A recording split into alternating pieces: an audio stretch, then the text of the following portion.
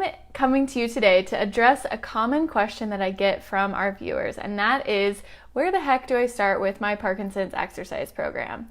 If you're watching this and you have a pile of exercises at home at your disposal, whether they're from your physical therapist, from a trainer, from YouTube, from some of Invigorate's blog posts, you have all of these exercise pictures and videos at your disposal, and you're not doing any of them because you have no idea which ones you should be doing and you're feeling overwhelmed.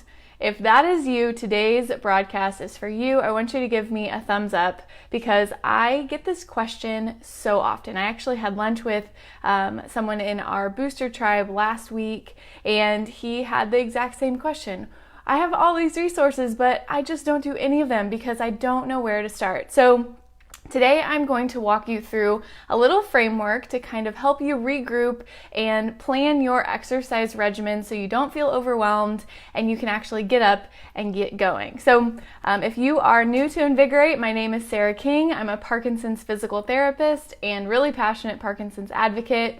And I hop on here to answer questions and talk about topics that are relevant to you as someone diagnosed with Parkinson's, to help you thrive and do your very best on your personal Parkinson's journey. So let me know you're here in the comment section below. Hi, Mary.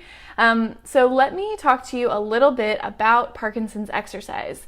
The number one thing you want to remember is the goal is to be working out 7 days a week for at least 30 minutes a day. Now, where do those numbers come from? I'm going to give you two resources, and I'll put them in the comments or the description around this video. There are many research studies on the benefits of exercise for Parkinson's, but we're going to cite two. And the first one today comes from Lori Mishley. This was a poster presented at the 2017 Movement Disorder Conference, and it's called The Roles of Diet, Exercise, and Supplements in Parkinson's Disease Progression. And what Dr. Mishley and her team have done is tracked people diagnosed with Parkinson's to see what lifestyle habits impact Parkinson's progression positively and negatively. So what she found was people who have been diagnosed with Parkinson's who are exercising 7 days a week for at least 30 minutes a day have a slower disease progression than those who are exercising less. And the interesting thing about this study was the more people exercised, the slower people's progression tended to be. Now, this is not an end-all be-all for everyone, and it doesn't necessarily mean that the more you exercise, the slower your disease will progress, because you could be exercising 10 hours a day and that might actually have detrimental effects on your health and well-being. So the goal here is 7 days a week, 30 minutes a day. And again, that's from Dr. Lori Mishley, and she is out in Seattle. The Pro PD study is one of her main studies. She has a lot of them on exercise and nutrition.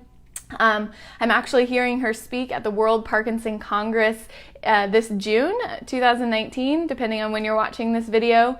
And we're going to give our audience and our newsletter subscribers updates from the conference, just what we learned while we're there. So I would love for you to subscribe to our newsletter so you can get more information about what Dr. Mishley is going to present this year. You can go to invigoratept.com/checklist and download our free checklist to get on our newsletter. But that's the first study, is Dr. Lori Mishley's study. The second study I want to talk to you about was also from 2017, published in 2017 in the Journal of Parkinson's Disease. And the title of it is Exercising 2.5 hours per week Associated with Slower Declines in Parkinson's Disease Patients.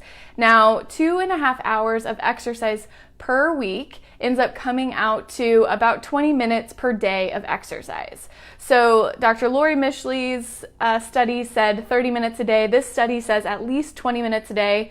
So I would aim for 30 minutes a day, maybe 45. And the key to that exercise is that it should be intense, and it requires your concentration. So I'll give you an example of what's not intense and what does not require your concentration. Is sitting on a recumbent bike, kind of just pedaling your feet at a rate, pretty slow while you watch TV. That's just moving. That's not really exercising. So you want to be doing things that are intense and requires your concentration to execute it, because that's where your brain change comes from. So that's where I want to start everyone. So if you have a slew of all these exercises, you've got videos, you've got blog posts, you've got pictures from your PT, what we want to think about is putting all of these things into a 7-day per week plan that's 30 minutes a day. That's intense and requires your concentration. Okay, got it? That's step one. So again, if you want to download, I created a 7 elements of a highly effective exercise program for Parkinson's, a guide. It's on our website. The resource link should be around this video, but it's invigoratept.com/7elements. And that walks through the 7 elements that your exercise program should include within those 30 minutes, right? Those 30 to 45 minutes a day. These 7 elements should be included, and we'll talk more about that in a little bit. But I want you to download that guide, because that can be kind of the next stepping stone. You know, you need 7 days a week, 30 minutes a day, with these 7 elements included. So that's where we start. And the important thing at that point is just to get started. So I'm going to walk through how to now take those exercises that you have and how to prioritize them, so you know which ones maybe to put at the top of the pile of exercises to do, and maybe which ones to shift to lower priority exercises here in a second. I have to say hello to everyone. Michelle's here from Bucks County, Pennsylvania. Hello. Tony's here from Mississippi. Kathy just went to Zumba Gold. Beautiful. Nav from Ireland. Hi guys. Danny from Minnesota. Margaret's here. Mary's here. Hi Nora. Hello everybody. Okay. Thank you so much for tuning in. Give me a thumbs up if you're digging it so far. Thank you so much. So you have this pile of exercises, and I know even on invigoratept.com and some of the blog posts that I've written for the Davis Finney Foundation and for some other organizations, you might have a lot of Invigorate's resources. You've got pictures of exercise. Maybe you're a booster student, you know, our online exercise program, the booster program. Maybe you have that program going for you. And maybe you're also in physical therapy for Parkinson's or for something else. And you have all of these different papers and things to figure out which one you should do and when. Here's how you know. Top priority should be any exercises that you've gotten in the last 6 to 8 months from a physical therapist or from a personal trainer who is very familiar with your body.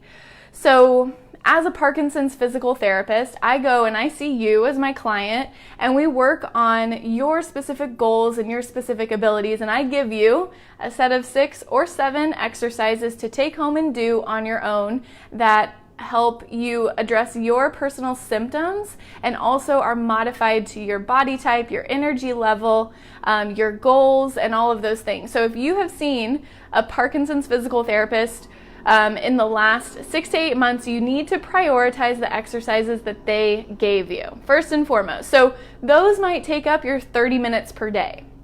There's a good chance that those might just take up that 30 minutes per day, or maybe they said to do those 2 or 3 times a week. Depends on your personal program, but put those at the top because that's individualized to you. It's very specific to you, and those are the most high quality exercises you could be doing because they're so individualized. So after that, maybe you didn't see a Parkinson's physical therapist, but you saw a physical therapist, maybe for rotator cuff repair or your knee replacement or back pain. You need to go through those exercises and really pull out maybe the top 4 to 5 that really help you feel good in a day. Maybe there's a lower back stretch that you need to do every morning before you get out of bed to help you improve your back pain.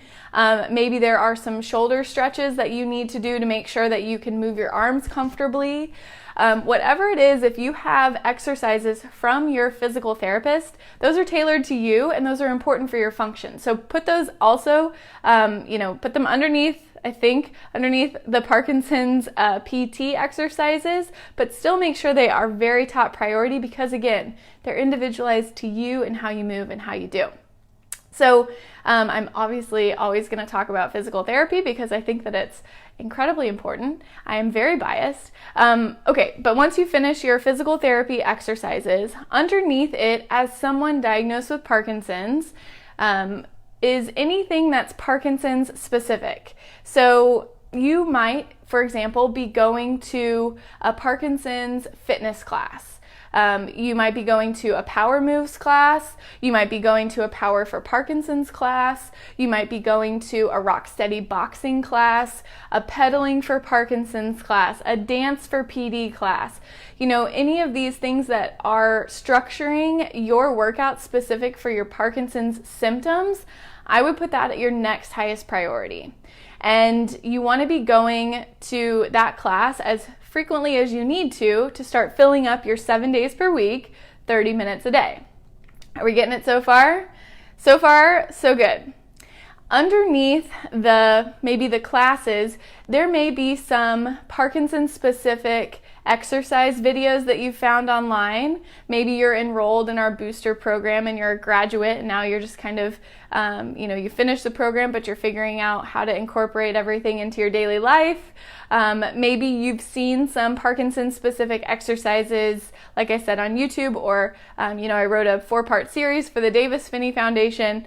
Parkinson's specific exercises should then go underneath that you're doing independently on your own at home. And that might include some of our pole walking drills. That might include some other exercises that you've learned at any other class or any other workshop along the way. But you really want to be pushing those Parkinson's specific exercises to the top because they're addressing your Parkinson's symptoms. And what we don't challenge, we don't change. So we can't just be, floating along doing some bicep curls and hoping that it'll improve the way that our leg swings when we walk. Does that make sense?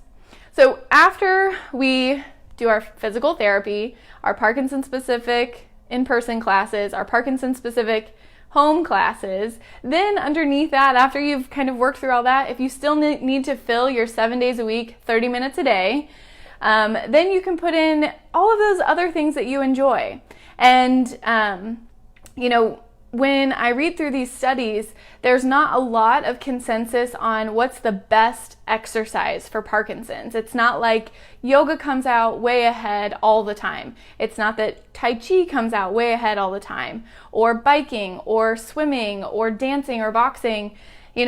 All exercise is good. And so let's fill our time with movement and those things that you really love. I love hiking. I love playing soccer. I love yoga. Those are things that after I kind of finish my PT and my Parkinson's specific exercises, I would plug into that filler day. So your schedule might look like Monday, Wednesday, you go to a Parkinson's specific fitness class. Tuesday, Thursday, you do your Parkinson's or your physical therapy exercises and maybe a day on the weekend. And then maybe Friday and Sunday you go for a hike, you go to a dance class, you go do whatever you do, swim with your grandkids. Can you see how it's kind of all filtering in there? And you might all be different. Some of you might do the same thing every single day. You might all wake up with a stretching routine in the morning that's specific to kind of your Parkinson's symptoms. And then in the evening, sometimes you go to a class, sometimes you do your PT, sometimes you go dance, but you really want to try and work all of these components in throughout your week and your month. So as I always say to the students inside of our programs, if it's not challenging you, it's not changing you. And that is the way that neuroplasticity, the way your brain works and changes, your brain only changes when it's challenged. If you think about it, if you can do everything perfectly, you have no reason to change. So find those things that are challenging, find those things that require your intense focus and that are fun. And again, throughout your week, you want to be making sure you cover all the 7 elements of the Parkinson's specific exercise program. So one of them is to make sure that you're doing big, powerful movements. You are interacting socially, you have someone holding you accountable. We go through all the 7 elements of an effective Parkinson's exercise program in that downloadable checklist. It's free, and when you download that, I actually send you some more exercise videos for Parkinson's, but kind of tell you how to work them into your daily schedule in case you don't have any of these resources close to you. You don't have fitness classes, you don't have a Parkinson's PT you can see. If you need some resources, I would love to help you find some, and you can download that checklist at invigoratept.com/7elements. And I would love to hear if that makes sense to you. If you're still confused, please let me know in the comment section below. I would love to help you work through some of the details. If you need help finding a Parkinson's PT, we can do that too. Just give me a comment down in the comment section below and let me know what you think of this kind of prioritization of your exercise program. Thank you so much for tuning in. It looks like Tony is in here, Candace is in here, Sharon is in here, Michelle. Welcome everybody. So let me know in the comment section below. Download the 7 elements checklist and let me know what your exercise regimen is as soon as you can. All right, until we meet again, keep moving, and I'm sending you lots and lots of big hugs. All right, bye guys.